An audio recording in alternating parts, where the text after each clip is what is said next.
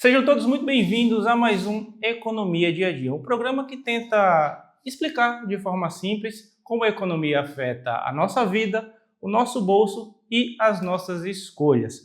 Hoje nós vamos falar sobre emprego e escala 6 por 1. Mas antes de apresentar o meu convidado, eu quero te convidar para acessar a comunidade do EDD no WhatsApp. O QR Code deve estar aparecendo aqui em algum lugar da sua tela e na descrição desse episódio. É um espaço para você trocar experiências com alguns dos maiores economistas do país, ficar por dentro de notícias, ficar por dentro de oportunidades de trabalho, de cursos e etc. Totalmente gratuito, tudo na palma da sua mão. Então acessa nossa comunidade que eu tenho certeza que você não vai se arrepender. Mas deixa eu apresentar o meu convidado hoje. Ele é presidente do Sindicato dos Comerciários de São Paulo, presidente da União Geral dos Trabalhadores, que é a UGT. Ele é graduado em Direito pela Universidade São Judas Tadeu, meu colega, me formei lá também, e em Administração pela PUC São Paulo. E, além disso, é apresentador do podcast dos comerciários, Ricardo Patá. Obrigado por ter aceitado conversar com a gente nessa temporada 2025. É um prazer muito grande.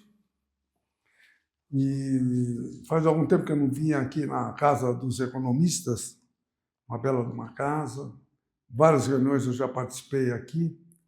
E tenho muito prazer em ter o Sindicato dos Economistas filiados ao GT, o que nos empresta uma qualidade sem tamanho. Mas tuas ordens. Eu não falei tudo que estava caindo no seu Wikipedia, senão o programa ia ser só esse e você falou que tem tempo, né? Então tem um tempo contado, então não deu para falar tudo que você faz. Mas eu queria começar a nossa conversa pelo último item que eu falei aqui, que agora você está apresentando, é meu colega podcaster, está apresentando o podcast dos comerciários. Me fala o porquê que você tomou essa iniciativa de criar essa plataforma também para conversar com a sua base. Olha, há muito tempo, quando eu iniciei na presidência do sindicato, nós iniciamos uma série de mudanças nos comerciários de São Paulo. Na área de organização, colocamos 80 pessoas na rua para sindicalizar, ampliamos as subsedes, melhoramos muito a questão da tecnologia, construímos um prédio lá na própria Rua Formosa, que depois foi demolido para fazer a Praça das Artes, e estamos num outro prédio também, comprado na nossa gestão, com 13 andares. E na questão da comunicação, fizemos umas mudanças muito relevantes. Jornal que não chegava, começou a fazer aos milhares, uma divulgação muito grande. E, naquela oportunidade, em 2003, iniciamos um processo de comunicação através da TV comunitária, com o programa Ideias em Debate, que talvez seja um dos mais longevos daquele canal. Desde 2023, está no ar, passa 10 vezes por semana, e resolvemos concomitantemente, muito recentemente, há 2 anos, além de manter o programa na TV canal aberto, constituímos um podcast. Fomos um dos primeiros sindicatos a fazermos esse tal do podcast, que é um formato mais despojado, arejado, onde os entrevistados ficam muito à vontade. O próprio Carlos, o presidente desse sindicato, nos deu prazer de participar de um dos nossos podcasts. Tivemos Boulos, tantas autoridades lá participaram, e é de uma dinamicidade, e é ao vivo e depois passa reprise. Então as pessoas perguntam. Eu acho uma forma muito interessante de comunicar o que o sindicato, o que o GT desenvolve, principalmente frente aos temas atuais e relevantes, tanto do ponto de vista da questão econômica, principalmente, que nos afeta, mas questões como questões do assistencialismo do movimento sindical, das prestações de serviços, da cultura, das bandeiras. Então, é um lugar que eu me sinto muito bem. Você esteve lá conosco. Sim. E deve ter percebido que é um dos momentos que eu mais gosto, é estar justamente participando no podcast dos comerciários. Quando a gente fala em sindicalismo, eu acho que são poucas as pessoas que não conhecem o Ricardo Patá. Você se tornou uma referência do movimento sindical.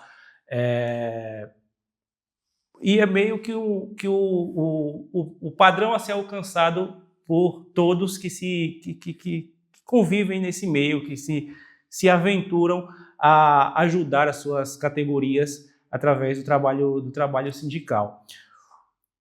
Você acompanhou de perto e viveu e sentiu na pele, você falou isso para a gente quando eu estive lá na UGT, o baque que foi as mudanças nas leis trabalhistas, como isso afetou diretamente o trabalho dos sindicatos. Financeiramente, isso foi importante, mas do ponto de vista de reputação também, as entidades sindicais foram muito atacadas. Você entende que essa forma com que você encontrou de conversar com a sua categoria talvez tenha sido o diferencial para você continuar sendo essa referência no meio sindical e para os comerciários continuarem sendo um sindicato tão forte? Bom, primeiro, muito obrigado pelas gentis palavras, né? É que eu já estou há muito tempo no movimento sindical, então nós vamos tendo uma expertise e apanhando muitas vezes de uma série de questões e com elas aprendendo, como, por exemplo, uma das questões mais relevantes na minha atuação no mundo sindical foi a falência do MAPIM, em 99. E lá nós conseguimos fazer, se pode ser dito dessa forma, a melhor falência do Brasil. Tanto é que aquela falência serviu de modelo para a nova e atual legislação de recuperação das empresas. Nós conseguimos, eram 4.500 funcionários, todos receberam tudo, inclusive a multa, em um ano. Nunca aconteceu isso no Brasil.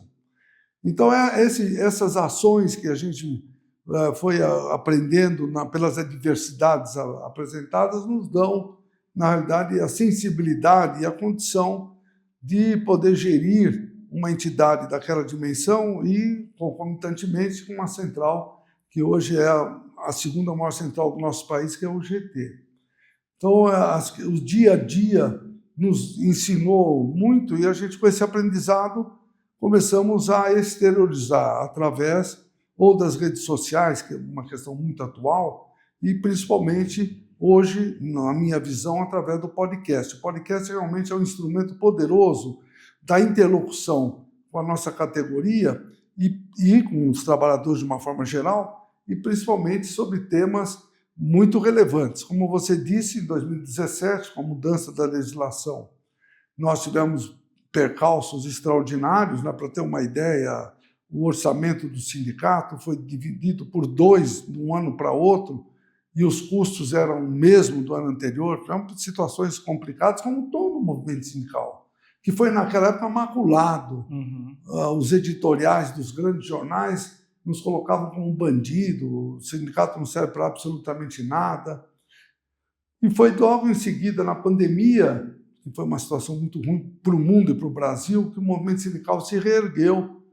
E no nosso caso da UGT, conseguimos construir os protocolos sanitários que foram copiados pelo Brasil inteiro, ajudamos a fazer com que o auxílio emergencial fosse ampliado de 150 para R$600, dando oportunidade para o Brasil não quebrar, porque o Brasil naquele momento caiu 4,6% no PIB, mas se não fosse R$600 ia cair 9%. Ela é irrecuperável. Então o movimento sindical teve todas essas adversidades depois de 2017, e esse canal, esse formato que nós desenvolvemos realmente é um instrumento poderoso que nos ajuda a capilarizar uma série de informações importantes e dialogar, né? Porque nós temos lá agora uma inovação que a cada podcast uma pessoa que nos vê aleatoriamente é convidada para participar, né? E ficou muito feliz. O pessoal ficou mais feliz do que eu lá, impressionante, muito bom. Porque eu já ouvi alguns dirigentes sindicais relatando e reclamando da dificuldade que é conversar com a base. As gerações novas gerações de trabalhadores não estão mais tão abertas à comunicação. Você citou em algum momento aí os jornais, você citou o envio das pessoas ao chão de fábrica, aos comércios, para tentar trazer essas pessoas para dentro do sindicato, e me parece que essa nova geração, e aí, na minha fala anterior, eu falei desse ataque à reputação dos sindicatos, isso colou muito em quem é mais jovem, e parece que você consegue, de alguma forma, driblar tudo isso e continuar mantendo a categoria unida e entendendo a importância do sindicato. O que é que você faz, logicamente, que estar aberto a utilizar novos formatos é importante e faz parte dessa equação, mas não é só isso, né? Não, com certeza não é. Mas você sabe que o sindicalismo, de uma certa forma, mudou no mundo todo, e no Brasil em especial, em decorrência não só da questão da reforma, mas a questão da tecnologia, as mudanças que têm ocorrido de uma forma tão célere. E um dos desafios que ainda não conseguimos superar é trazer o jovem. E esse tipo de comunicação, ou através da rede social, ou do podcast, ou das atividades virtuais que desenvolvemos, de uma certa forma tem sensibilizado o jovem quando você tem questões que são relativas a ele. Uma das questões que você já adiantou que nós vamos conversar, e eu já antecipo, que é a tal da jornada 6x1. Por quê? A jornada de trabalho, constitucionalmente, são 44 horas.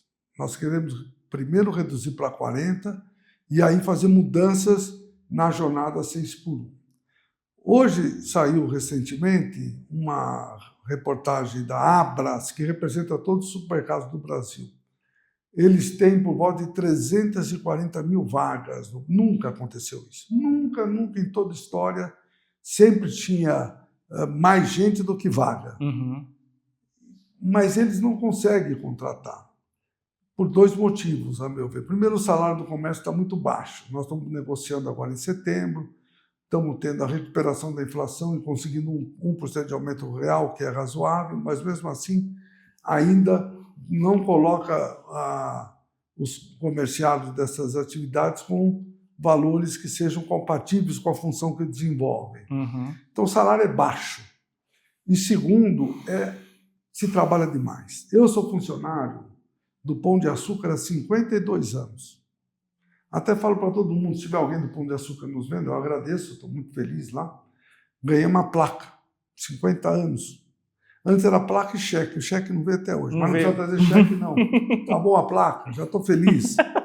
Então eu conheço profundamente essa área do varejo e principalmente na área de supermercados, né?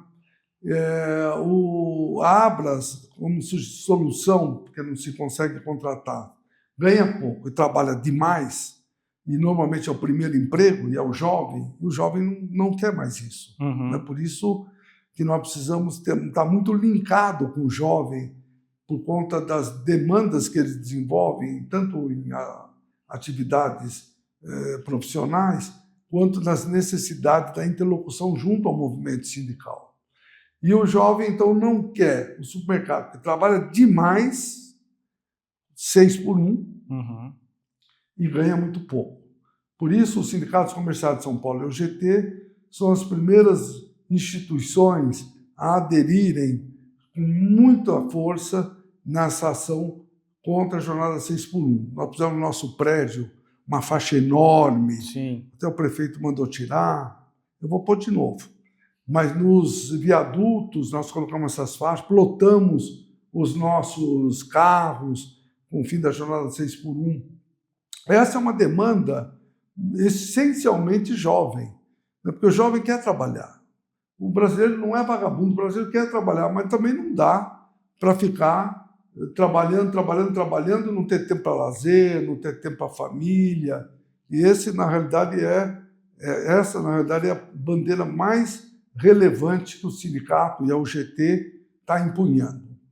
Você falou do prefeito e eu vi que o programa de estreia do podcast dos comerciários foi com o prefeito Ricardo Nunes.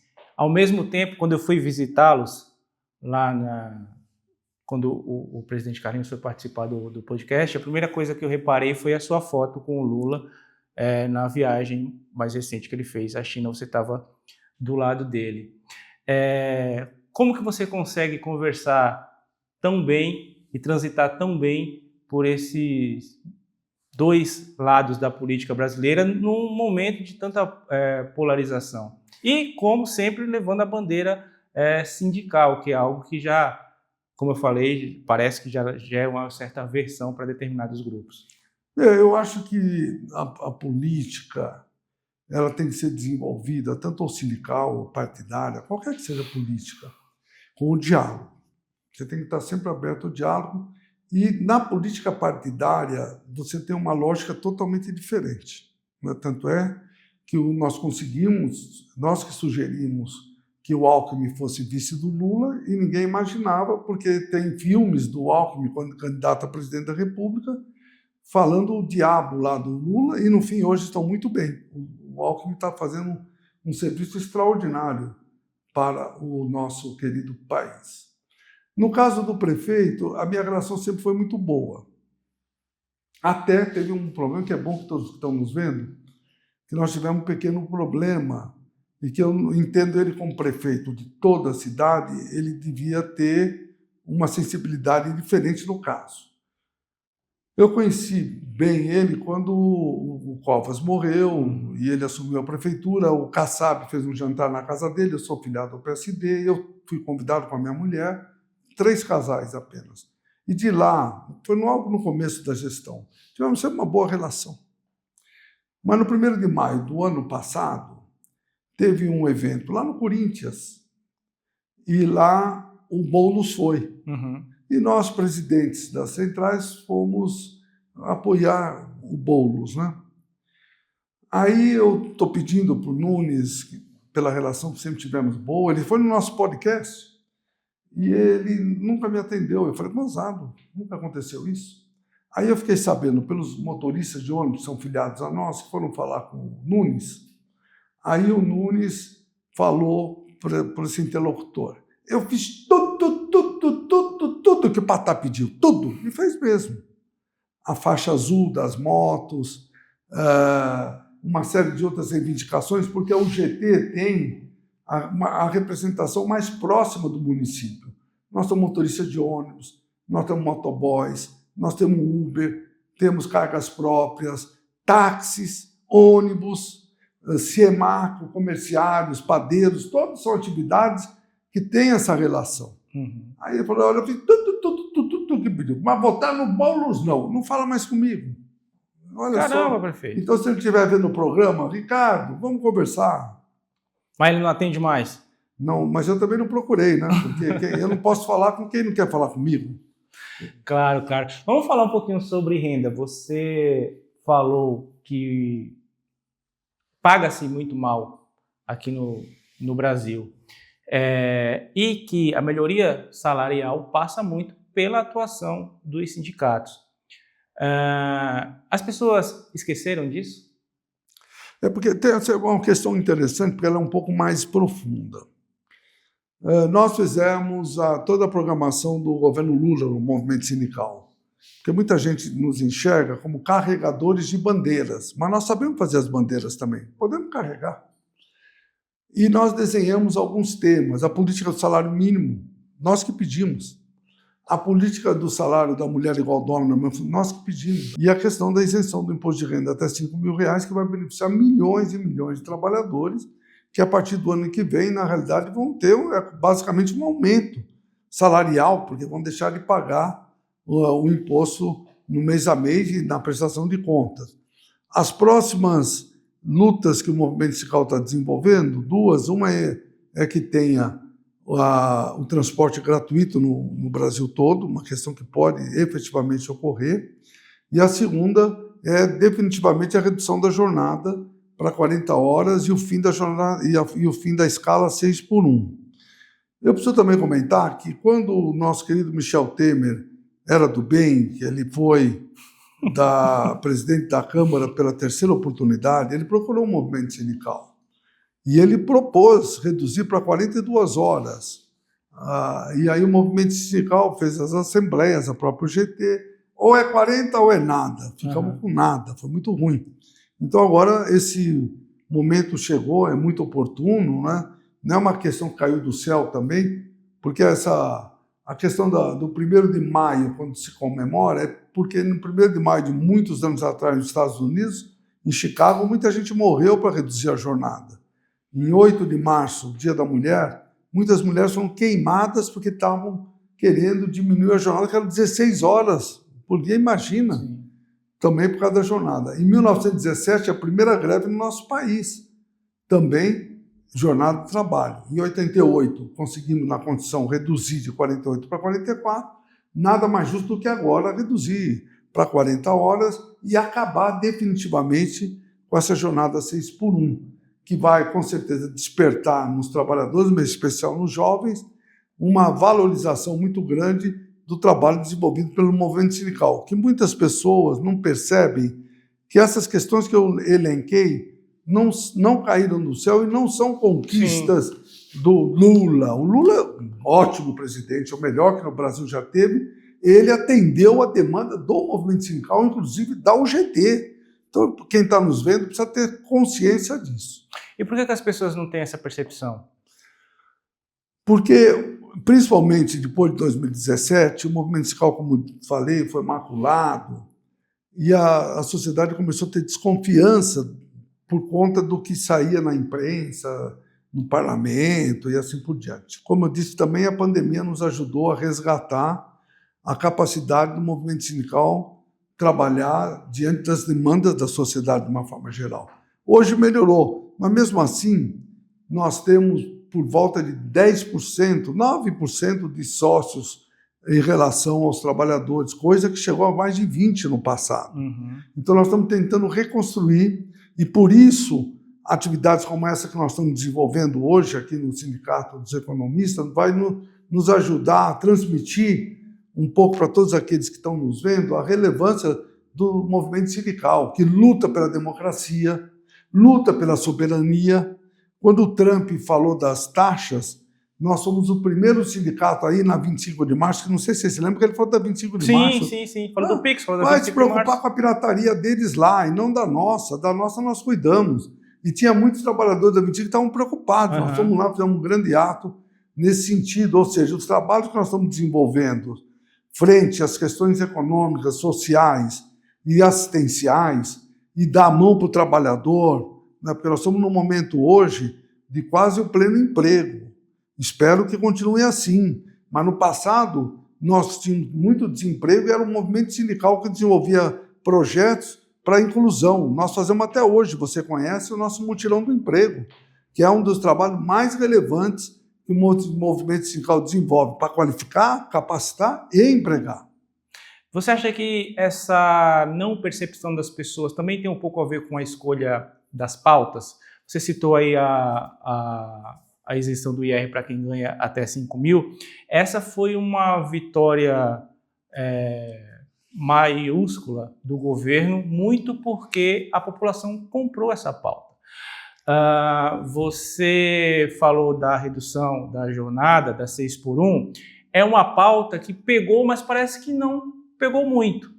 E, ao mesmo tempo, tem a questão da contribuição previdenciária, por exemplo, das pessoas que trabalham com o aplicativo, que essa foi uma pauta que o movimento sindical estava junto, que o governo estava junto, mas que não pegou. Essa percepção do trabalho das entidades sindicais junto à população como um todo, você acha que tem um pouco a ver com as escolhas das pautas ou não tem como? A gente tem que abraçar todas mesmo? Não é que tem que... Eu acho que nós temos que priorizar as pautas diante das demandas dos trabalhadores e ter, na realidade, uma capacidade de sinergia com a sociedade, que aí facilita, como é o caso que você mesmo coloca de forma muito clara, a questão da isenção do imposto de renda. A questão da redução da jornada, ela pegou sim.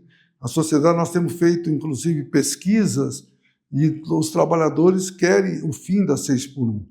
Só que nós precisamos tornar possível, factível, essa situação, senão o movimento sindical fica numa situação ruim. que promete, luta e não consegue. Então, é uma questão que nós estamos trabalhando muito para, no máximo, ano que vem, nós possamos ter essa mudança relevante, porque no comércio, principalmente, majoritariamente, é utilizado a jornada 6x1.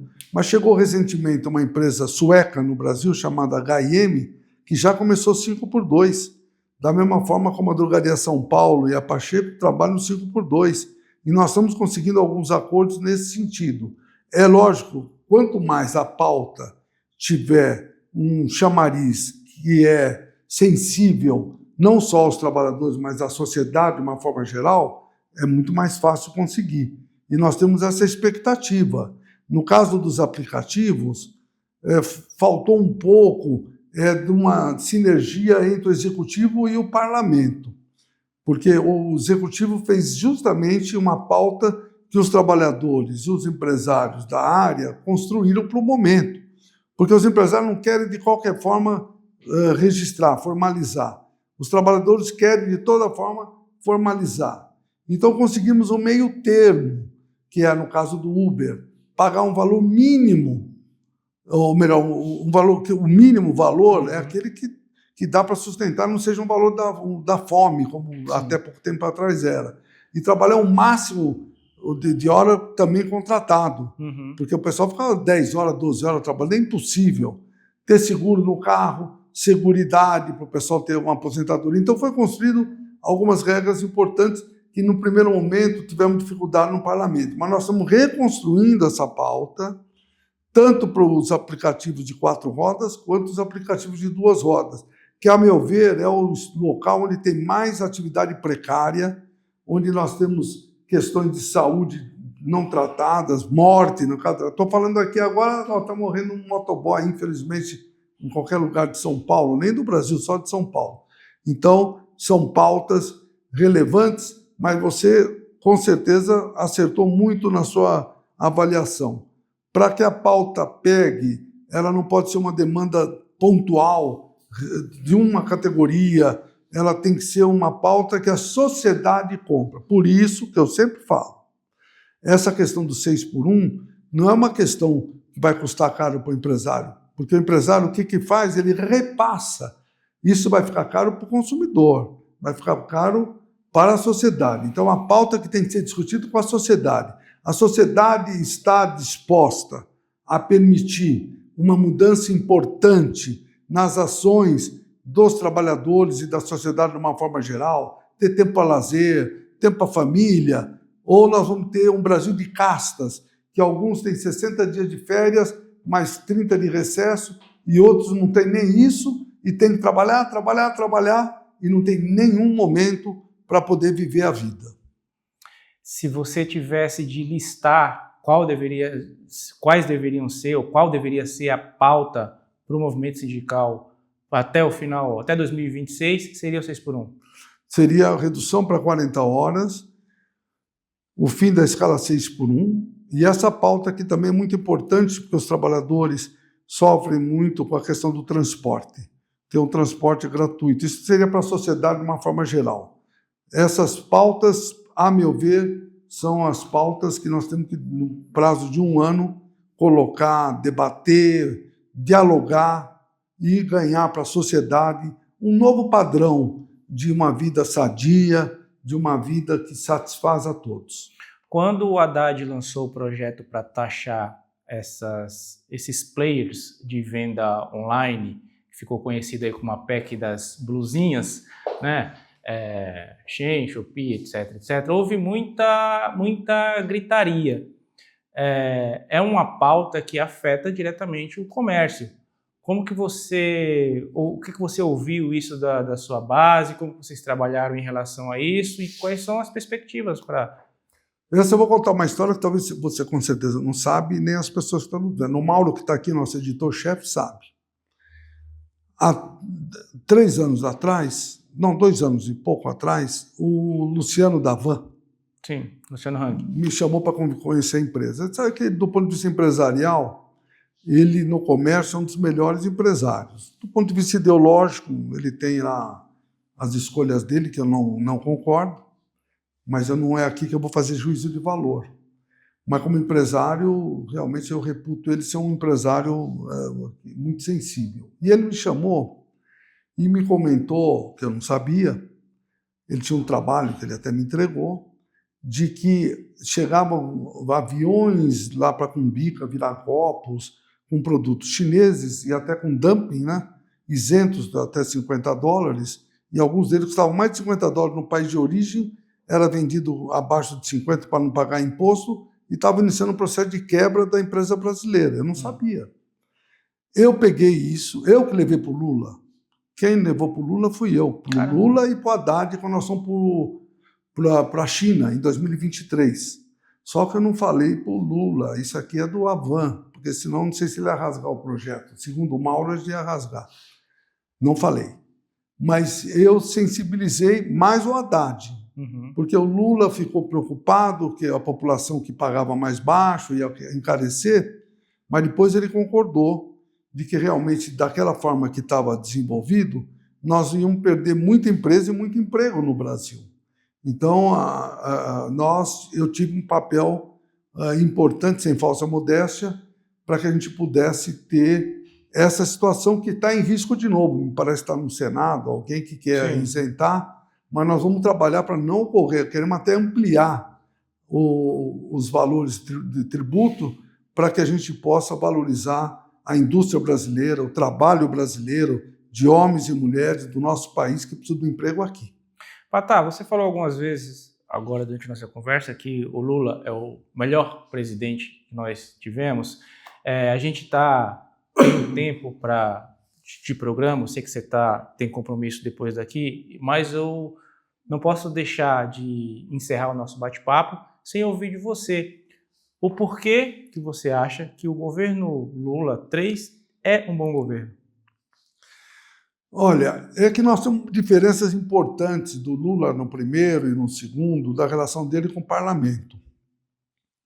Hoje o parlamento é muito hostil às questões sociais, ao movimento sindical. É um parlamento muito da direita, por isso é importante que na próxima eleição a gente equilibre. Tem que ter pessoa de direita? Tem que ter, mas não dá para ter mais de direita do que de centro e que diz que não, tem que estar equilibrado, tem que ter trabalhadores lá. Hoje não tem praticamente trabalhadores representando a sociedade. E a maior parte que nós somos trabalhadores, tem mais empresário que trabalhador, mas você acha que no Brasil tem mais empresário ou trabalhador? Lógico que é trabalhador. Não dá para todo mundo ser empresário. Então o Lula, nesse governo, ele teve um pouco mais de dificuldade do que no 1 e que no 2.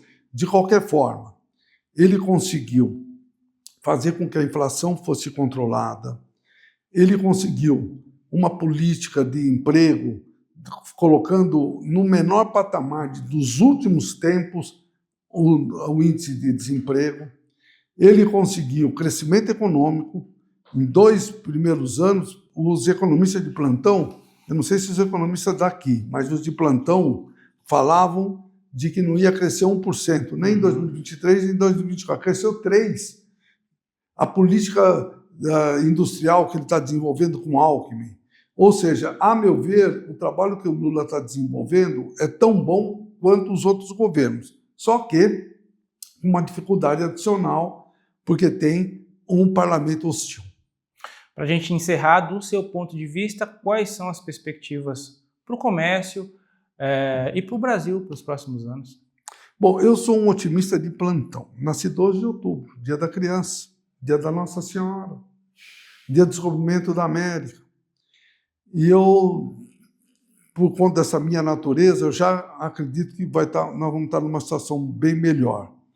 Mesmo com tarifaço, a gente conseguiu saídas importantes, exportando para outros países, né? E demonstrando nossa capacidade de influência no mercado internacional. Nós temos um país abençoado. O Brasil é um país escolhido por Deus. Não existe país que tenha 4 safras por ano, como nós temos de alguns no agronegócio, como nós temos de algumas culturas. Não existe. Minério, como nenhum país do mundo tem o que nós temos. Até o nióbio, no Araxá, 75% é nosso aqui no Brasil para fazer as baterias dos computadores, carros e celulares. E nós temos um povo extraordinário. Então, com certeza, o Brasil, muito brevemente, vai deixar de ser um país do futuro para ser um país do presente. Já é uma economia relevante, não é?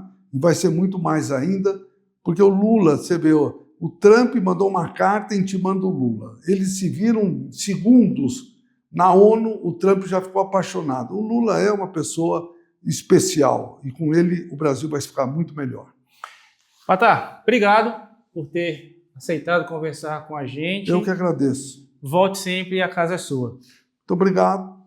E para vocês que ficaram até aqui, eu quero agradecer a parceria de sempre. Eu espero que vocês tenham gostado tanto quanto eu. Não posso deixar de lembrar vocês para entrarem na comunidade do EDD do WhatsApp, para vocês terem acesso a conteúdos como esse e ter contato com alguns dos maiores economistas do país, alguns dos economistas que o Patá conhece e sabe que são referência no que fazem. O link está aqui na descrição desse episódio, o QR Code vai aparecer aqui na sua tela. E lembrar sempre que o Economia Dia a Dia é um programa do Sindicato dos Economistas de São Paulo em parceria com o Corecon. Muito obrigado de coração, eu espero ver todos vocês na próxima. Tchau, tchau.